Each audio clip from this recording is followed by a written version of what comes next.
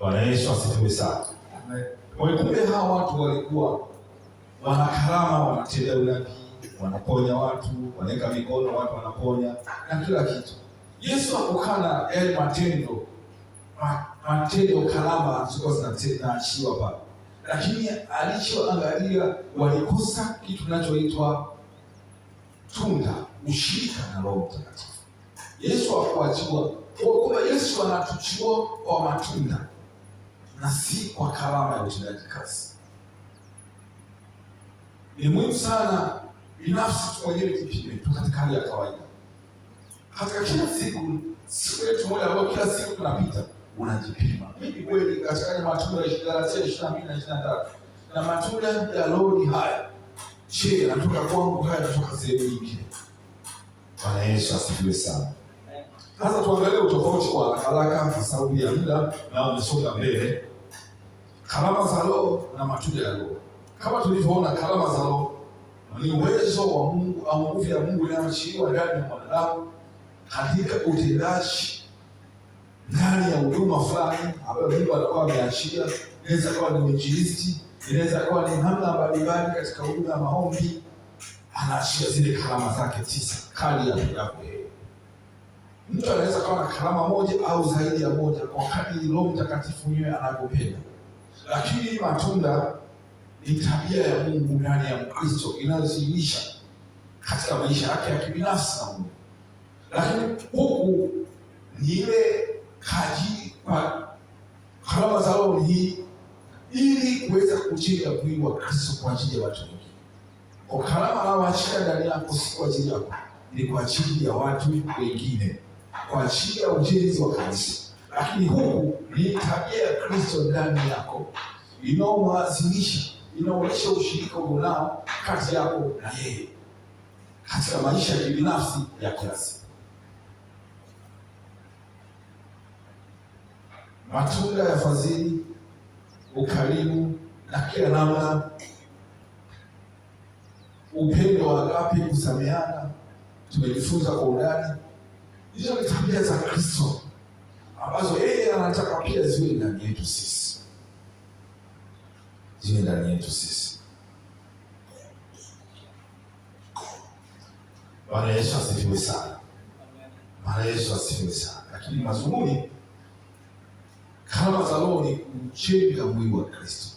Kwa hiyo Mungu anapoachia karama, anataka mwili wa Kristo ujengwe. Amekupa wewe karama hii, hajampa mwingine karama hii.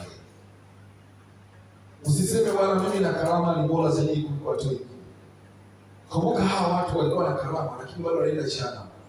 Kwa sababu tabia zao hazikuwa na tabia za Kristo, matunda ya Roho. Matunda ya Roho hayakuwepo.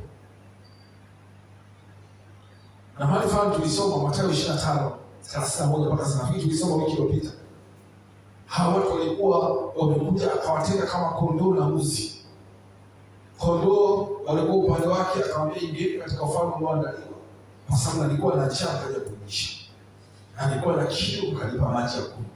Na alikuwa sina nguo kaja kunivesha. Na alikuwa gerezani kaja kunitazama. Bwana Yesu asifiwe sana. Kwa sasa mnaona namna ambavyo uhusiano wa matunda ya Roho ndio yanayokupeleka mbinguni.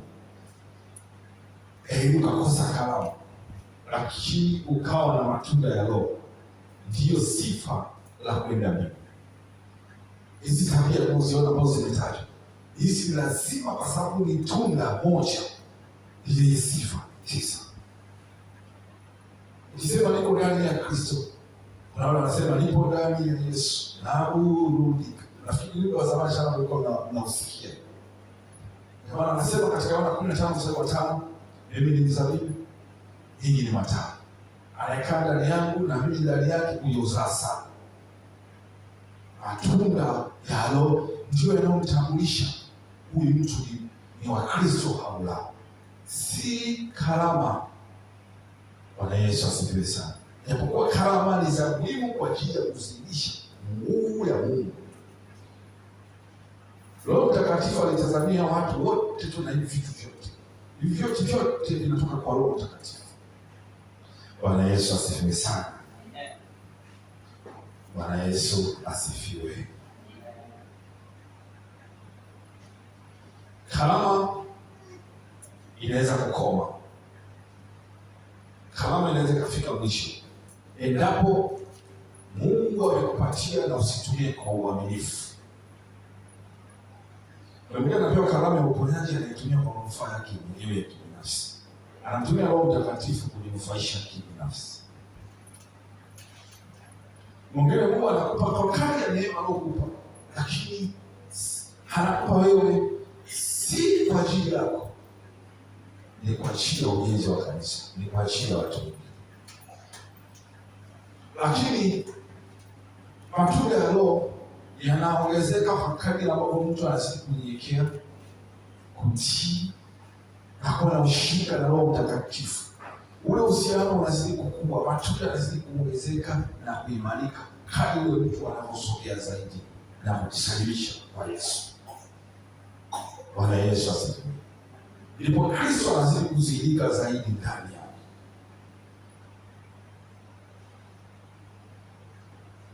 Bwana Yesu asifiwe sana. Ni muhimu sana. Kama nilivyosema, katika kipimo cha ukomavu, matunda ya Roho sio kigezo cha mtu kuwa mtakatifu. Karama za Roho sio kigezo cha mtu kuwa mtakatifu, lakini matunda ya Roho ni matokeo ya ukomavu wa kiroho. Tutampima mtu kwa matunda yake. Ndipo Bwana Yesu anaposema mtawatambua watu kwa matunda. Matunda ndio kipimo cha ukomavu wa ushirika wa huyu mtu amekaaje na Mungu. Utamtambua namna anavyozungumza, utamtambua kwa matendo yake, matendo ya huruma, matendo ya ukarimu, upendo, hata kiasi kama tulivyozungumza, uwezo wa kujidhibiti ndani yake, wema, fadhili, uvumilivu. Bwana Yesu asifiwe sana. Yaani matunda si kwa ajili ya kuyasoma tu. Usipokuwa nayo hayo, ina maana kuna matunda mengine unayo. Una mti mwingine unaotoa gaza, chuki, wivu, hasira, masengenyo. Usipokuwa nayo hivyo, ni automatic unavyo vingine. Bwana Yesu asifiwe sana. Watu wa Mungu, ni muhimu tuanze kujua namna ya kuenenda. Baadaye tutajifunza jinsi ya kuenenda katika Roho. Bwana Yesu asifiwe. Ni muhimu sana tuweze kuwa, kwa sababu wakati umeisha, hauko mbali. Kwa hiyo watu wa Mungu, leo tulitaka tupitie kidogo katika hiki. Naona muda umesogea sana. Ni waombe jambo moja. Tumepitia jumla moja katika Galatia 5:22 na 23. Naomba tulisome tena, naomba turudie. Tutapokuwa tunasoma, naomba tutafakari kila mmoja. Tusome hiyo Galatia 5:22 na 23. Galatia 5:22 na 23.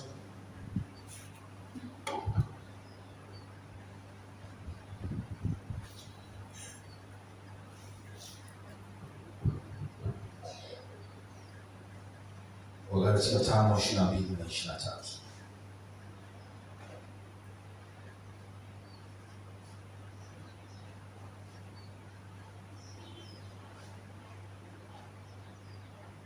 Amen. Galatia sura 5 mstari wa 22 na 23 nitasoma.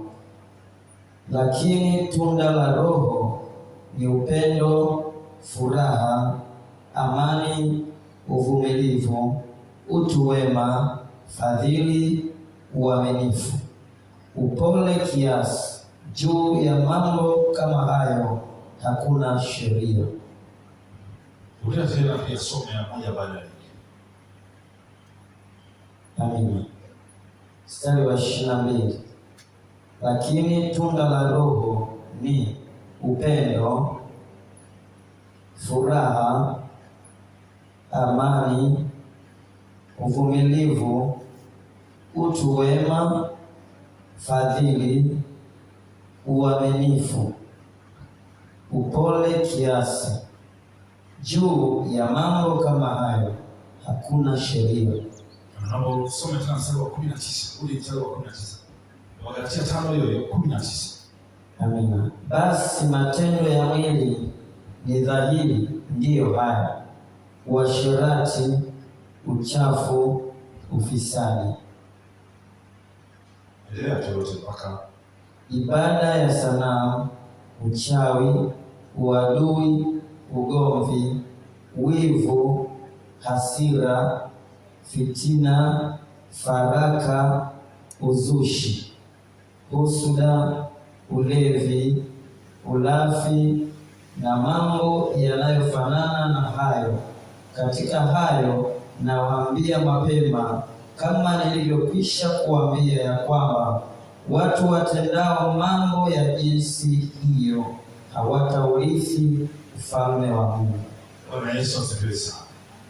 Kwa sasa Paulo alikuwa anazungumza na Wagalatia wakati akiangalia tabia za mwili zinazotoka katika mtu ambaye hajakubali kumpa Yesu moyo wake, hajakubali kumpa Roho Mtakatifu moyo wake ili aweze kudhibiti. Tito 2:11 na 12 tumesema neema ya Bwana imefunguliwa inayotupa neema ya kuweza kushinda na kujua namna ya kuishi na kukataa tamaa za dunia hii na kuishi kwa kiasi. Kwa hiyo sasa neema imefunuliwa, unakuta unaipenda dunia, unampenda Mungu. Biblia inasema nimeweka neno lako ndani yangu ili nisikutende dhambi. Tunakuwa wavivu wa kusoma neno la Mungu, na ndio maana neno la Mungu linakuwa liko ndani yetu. Bwana Yesu asifiwe sana. Tunakataa kukaa ndani ya Yesu kama nilivyosema katika Yohana 15:5, mimi ni mzabibu, mtu akikaa ndani yangu na mimi ndani yake huzaa sana. Kwa sasa matokeo ya mtu ambaye amekaa ndani ya Yesu, kama alivyosema, ninyi hamwezi kufanya jambo lolote msipokaa ndani yake. Kwa hiyo sasa yale matunda yanayotoka ndio matokeo sasa ya wewe uko ndani ya Yesu au nje ya Yesu. Wewe mwenyewe tu unaweza ukajipima, ipime tu maisha yako. Nitafakari maisha yako ya kila siku, kwa wiki moja, kwa wiki mbili nyuma, mwaka. Angalia mfumo wa maisha yako. Kwa sababu anasema wengi watasema anaita Bwana Bwana. Lakini anasema kwa nini anaita Bwana Bwana lakini anamtii anasema. Ni kweli mimi ndivyo nilivyo. Nimesema vyema, mimi ni mwalimu. Ni Bwana, wewe ndivyo nilivyo. Kwa sababu siwezi kujikana mwenyewe. Bwana Yesu asifiwe sana. Naomba sasa tusimame. Biblia itachache hizi kuweza kutafakari. Mungu anasikia hata kama unaambiwa. Mungu anasikia neno wako. Mungu anasikia neno wako. Wale watu wanaimba huu wimbo tu wa pili. Kila mtu atauchukua mzigo wake mwenyewe. Kila mtu atauchukua mzigo wake mwenyewe. Tutatoa hesabu ya matendo yetu tuliyotenda. Kila mtu ile siku ambayo ya Bwana wetu Yesu Kristo ndani ya moyo wa kila mtu atasimama kuweza kutoa hesabu. Kwa nini uende jehanamu? Kwa nini uende jehanamu? Kwa sababu ya matendo na tayari wewe mwenyewe unajiona matendo yako hayapo sawa. Kwa nini uende jehanamu?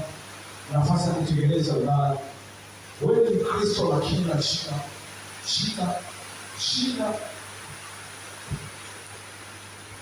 unajua na Kristo lakini umekufa. Kwa nini? Kwa nini? Siku ile itakuwa ni siku ya kutisha kama nini. Tuna nafasi ya kutengeneza maisha yetu, tuweza kuishi katika maisha ya uhalisia. Ile nguvu ya kuweza kuishi maisha mema inatokana na wewe sasa kujisalimisha. Pale utakapokuwa kujisalimisha, Ukiona ndani yako tu asili imekuja, utashangaa kuna nguvu kubwa ndani yako, unasikia uzuri. Ukitenda, ukizungumza neno ambalo sio zuri, dalili mojawapo ya kuona Roho Mtakatifu anaanza kukutumia, utaanza kujisikia hukumu ya neno yako uliozungumza, ambalo alimpi Mungu utukufu. Utapomfanyia ndugu yako jambo fulani ambalo si chema, utasikia Roho Mtakatifu anakuwa anahuzunika ndani yako. Bwana Yesu asifiwe sana. Kwa nini mwende motoni? Kwa sababu ushia kutekeleza. Kwa nini? Kwa sababu ushia kuzivaa hizi silaha, hizi matunda ya Roho, matunda ya tabia za Kristo ndani yako. Bwana Yesu asifiwe. Tafakari ndani ya moyo wako. Tafakari ndani ya moyo wako, maisha yako. Na wewe unamshika mwenzako pale ambapo mwenzako anakukorofisha. Angalia wao wenzako wamekuhuzunisha, unamchini vipi? Amekukasirisha, amekuuliza, unamshikuje?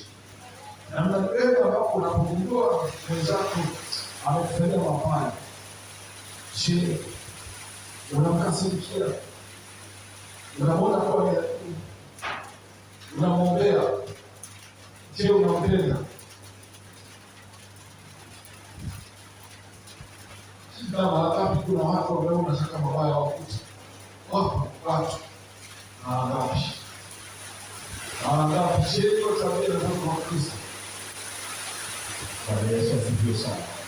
Ndani ya moyo wako, ndani ya moyo wako. Upendo wa Mungu sio ukweli. Ukweli na upendo wa Mungu. Ukweli na upendo wa Mungu. Watu wale sasa. Tafakari kwamba vipi kwa mwanadamu kabisa. Wewe na Mungu wako tunatengeneza kimya, lakini ukizungumza na Mungu, alafu naomba uwaite kitu. Na hii kitu. Mungu wako atakusaidia kwa hili.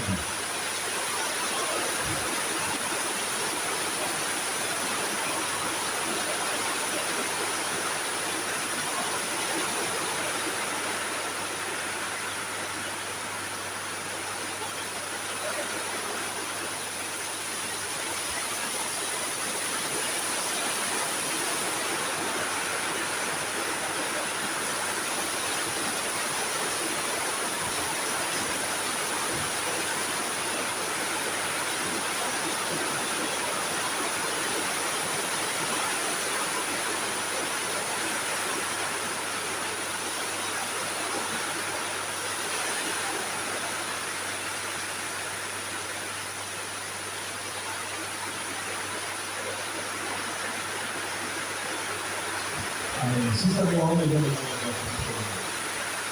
Naomba sasa katika hizo hatua za Mungu kusaidiana.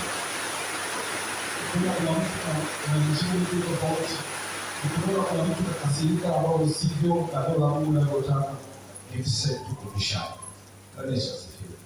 Tusaidiane kuchingana tabia ile ya Kristo ndani. Yote unavyoona katika hali ya muonekano wa kawaida, tuchikane, tuchikane tabia. Tuombe Roho Mtakatifu atusaidie ili tuweze kuishi sawa na anavyotaka. Unapomwona mtu, unamwona kabisa anagaza maisha, jifunze sasa. Jifunze kutulia. Kumbuka ni mwili tu unaadhibiwa. Tunaona hapa katika Wakorintho wa kwanza 9:27. Paulo mwenyewe anasema bali na utesa na kutumikisha mwili. Ndio kuna wakati alikuwa anaujia maumivu, lakini anayazuia ndani kwa ndani. Anasema na utesa na kutumikisha mwili wangu. Anasema nisije kama watu kwa kuwaambia wengine, lakini nikakosa sawabu. Kila lugha ya Kiingereza pale inasema vizuri kabisa, inasema after I have preached to others, myself will not be approved for the price. Hiyo ongea neno price. Price ni kama mtu mshindi fulani. Unapokea tuzo. Bwana Yesu asifiwe sana. Tusaidiane watumishi wa Mungu. Ukimwona mtu mrejeshe kwa upendo, akosea, kumwambia mwenzangu, naona kama kuna kitu kiko sawa sawa. Na wewe ukubali, uwe tayari.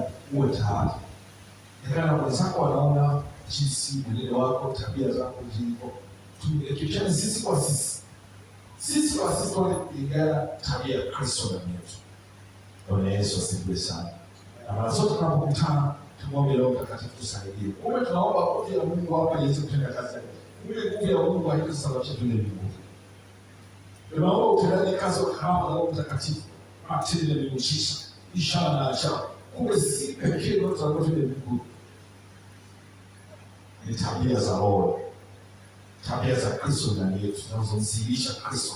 Huo ni uhusiano wako binafsi na yeye katika maisha ya kila siku. Sifa mojawapo ni utii. Soma neno ili uweze kuwa nuru na mwanga na kuzalisha tabia za Roho. Baba, katika jina la Yesu, asante na Mungu mwaminifu, nakushukuru kwa saa hii. Litukuze jina lako, libariki jina lako, liinue jina lako. Watoto wako Waislamu, zalisha tabia za Kristo ndani yetu. Mungu wa tabia mpya, ili Mungu tuweze kuwa watu wako kwa ajili ya utukufu wa jina lako. Asante kwa uaminifu wako. Baba, wimbo leta mwenekana kidogo, fanya kitu kipya kwa hiyo tunahitimisha asubuhi. Fanya kitu kipya